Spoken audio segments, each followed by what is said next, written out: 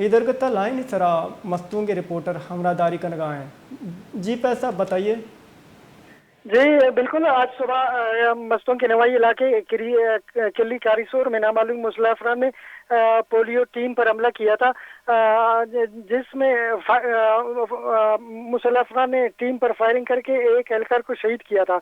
एहलकार को फौरी तौर पर एहलकार की मैयत को शहीद नवाब गौसबख्श मेमोरियल अस्पताल मुंतकिल कर दिया गया, जहां पर जरूरी कार्रवाई के बाद लाश को उर्सा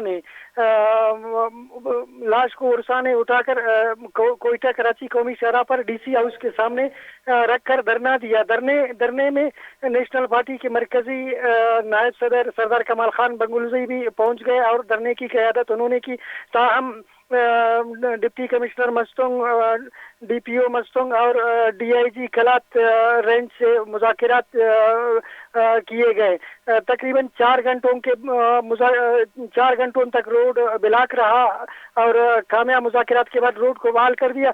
यहाँ पे मैं ये भी बताता चलूँ कि सरदार कमाल खान बंगुलज़ई और लवाइकीन ने डीआईजी को 2 दिन की अल्टीमेटम दी कि अगर 2 दिन तक शहीद के कातिलों को गिरफ्तार नहीं किया गया तो हम मस्तूंग से गुजरने वाले तीनों कौमी शाहराहों को ब्लॉक करके धरना देंगे और गैर मुय्यना मुद्दत तक हमारा हड़ताल जारी रहेगा। जी इस मुतालबे में कोई पेशरफ्त हुई है इस हवाले से?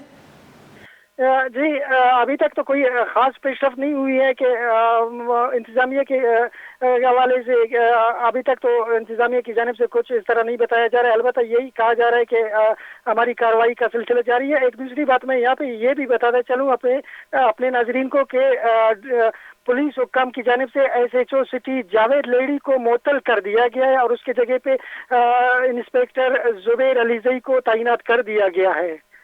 बहुत शुक्रिया फैज़ दुरानी साहब।